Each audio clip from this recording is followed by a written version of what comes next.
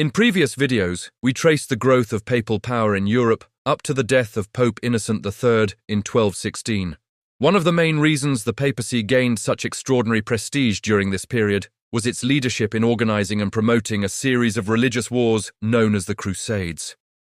These wars became one of the most distinctive features of the Middle Ages and represent one of the most consequential developments in European history after the year 1000. Because the idea of fighting a war for religious salvation is difficult for modern audiences to grasp, it is necessary to begin by examining the conditions that produced the Crusades. Around the year 1000, the Eastern Mediterranean was dominated by the Byzantine Empire, the direct continuation of the Eastern Roman Empire. Since the collapse of Roman authority in the West in the 5th century, Byzantium had remained the most powerful and sophisticated state in the region. Yet it faced an enduring and dangerous foe, Islam. Since the 7th century, Muslim armies under Arab leadership had conquered much of North Africa and the Middle East.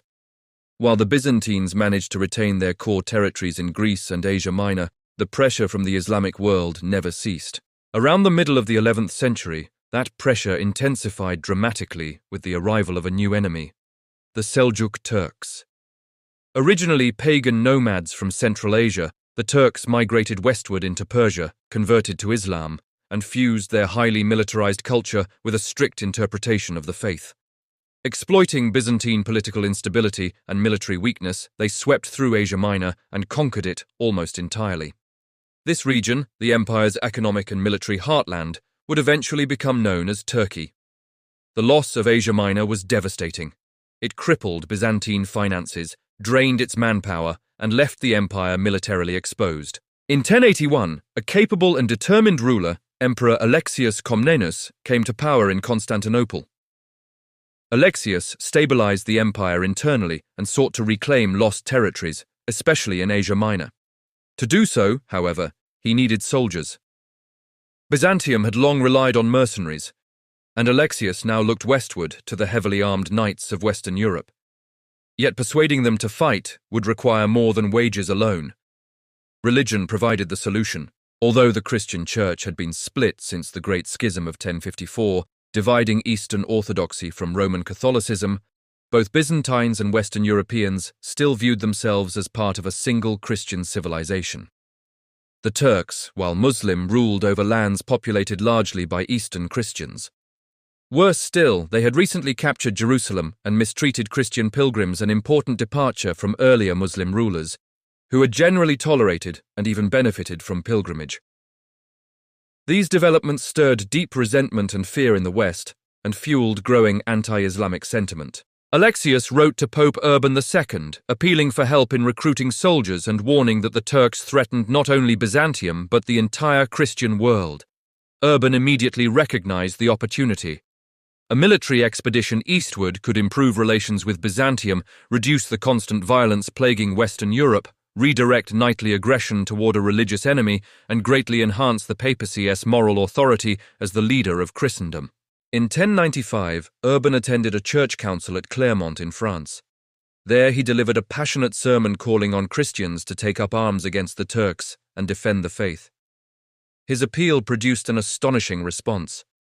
Across Western Europe, knights pledged themselves to the cause, taking vows and marking their clothing with crosses as outward signs of commitment. The movement soon evolved beyond its original purpose. While Urban and Alexius had envisioned a campaign to assist the Byzantines in Asia Minor, most participants were far more captivated by the idea of liberating Jerusalem itself. Popular enthusiasm transformed the effort into a holy war to reclaim the Holy Land. Thus began the First Crusade. Crusading exerted a powerful pull on medieval Europeans for several reasons. Medieval society was intensely religious, and salvation stood at the center of life.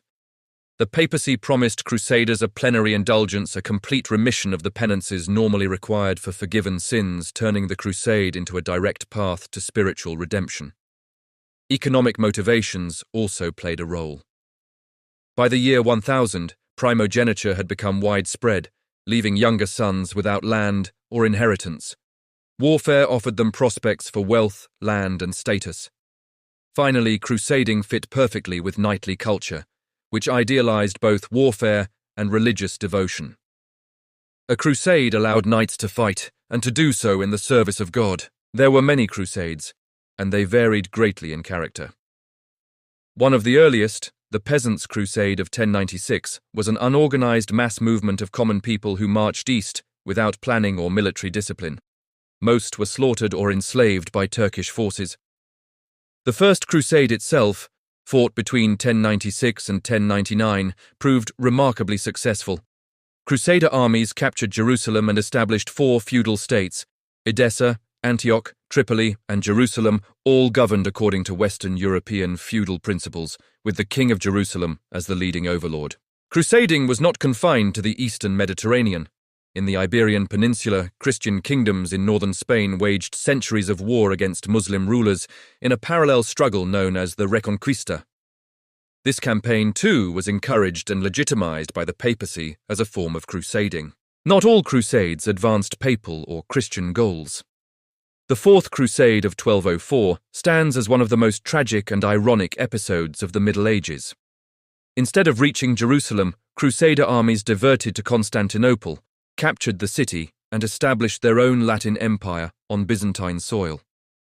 Although the Byzantines eventually recaptured Constantinople in 1261, the empire never fully recovered from the damage. Another disturbing episode was the Children's Crusade of 1212, during which thousands of children attempted to reach the Holy Land, only to be deceived by merchants and sold into slavery in North Africa. By 1291, the final Christian stronghold in the Holy Land fell, bringing the era of Crusader states to an end. Although the Crusades failed to secure Jerusalem permanently, their long-term consequences were immense. Politically, they weakened the Byzantine Empire, especially after the Fourth Crusade, leaving it unable to check future Islamic expansion. At the same time, they strengthened Western European monarchies as rebellious knights died or left on crusade, allowing kings to consolidate power. Economically, the Crusades transformed Europe. Long-term contact with Byzantium and the Islamic world exposed Western Europeans to luxury goods such as spices, silk, sugar, carpets, and glassware. Demand for these products stimulated long-distance trade, enriching Italian cities like Venice, Genoa, and Pisa, and leading to the revival of urban life after centuries of decline. Intellectually, the Crusades reopened channels of knowledge. Byzantium and the Islamic world had preserved ancient Greek and Roman literature, as well as advances in science, mathematics, medicine, and philosophy.